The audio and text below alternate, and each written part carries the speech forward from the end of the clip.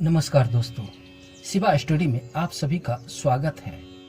ज्ञानवर्धक कहानियां में आज की कहानी है ईश्वर जो भी करता है अच्छा करता है। दोस्तों, चैनल को सब्सक्राइब नहीं किए हैं तो चैनल को सब्सक्राइब जरूर कर लें।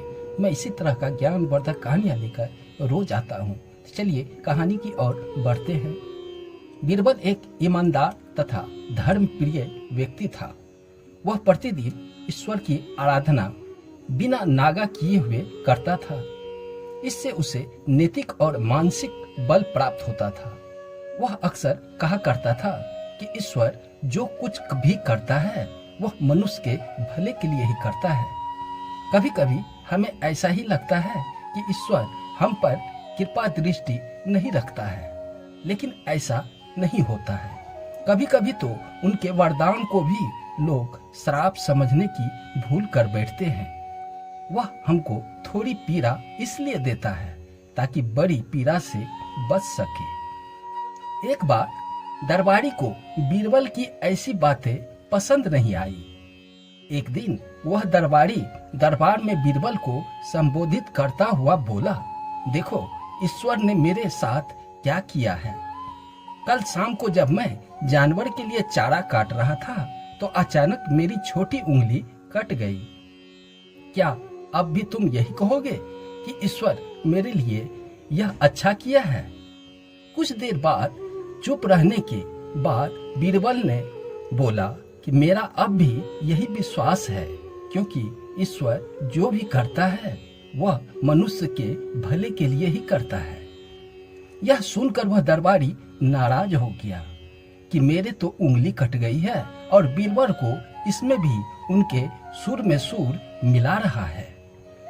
तभी बीच में हस्तक्षेप करते हुए बादशाह अकबर बोले, बीरबल, हम भी अल्लाह पर भरोसा रखते हैं, लेकिन यहाँ तुम्हारी बात से सहमत नहीं है। इस दरबारी के मामले में ऐसी कोई बात नहीं दिखाई देती है जिसके लिए उनकी तारीफ की जाए। बीरबल मुस्कुराता हुआ बोला, ठीक है, जापना समय ही बताएगा। अब 3 महीने बीत चुके थे। वह दरबारी कटी हुई थी। घने जंगल में शिकार खेलते हुए वह दूर निकल गया। एक हिरन का पीछा करते करते वह रास्ता भटक कर आदिवासियों के हाथों में जा पड़ा। वे आदिवासी अपने देवता को प्रसन्न करने के लिए मानव बलि में विश्वास रखते थे। उस दरबारी को पकड़कर मंदिर ले गए बलि चढ़ाने के लिए, लेकिन जब पुजारी ने उसके शरीर का निरीक्षण किया तो हाथ की एक उंगली कम पाई गई। नहीं, इस आदमी की बलि नहीं दी जा सकती है। मंदिर के पुजारी ने बोला, यदि 9 उंगलियों वाले इस आदमी को बलि चढ़ा दिया गया तो हमारे देवता बजाय प्रसन्न होने के क्रोधित हो जाएंगे। अधूरी बलि उन्हें पसंद नहीं। हमें महामारी, बाढ़ या सूखे का प्रकोप झेलना पड़ सकता है, इसलिए इसे छोड़ देना चाहिए। और उस आदमी को मुक्त कर दिया गया।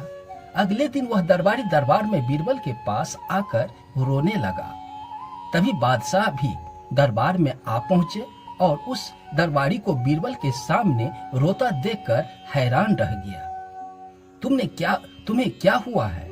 रो क्यों रहे हो? अकबर ने सवाल किया। जवाब में उस दरबारी ने अपने आप बीती विस्तार से कह सुनाया। वह बोला, अब मुझे विश्वास हो गया है कि ईश्वर जो भी कुछ करता है मनुष्य के भले के लिए करता है। यदि मेरी उंगली न कटी होती तो निश्चित ही आदिवासी मेरी बलि चढ़ा देते। इसलिए मैं रो रहा हूँ, लेकिन ये आंसू खुशी के हैं। मैं खुश हूँ क्योंकि मैं जिंदा हूँ। बीरबल के ईश्वर पर विश्वास को संदेश की दृष्टि से देखना मेरी भूल थी।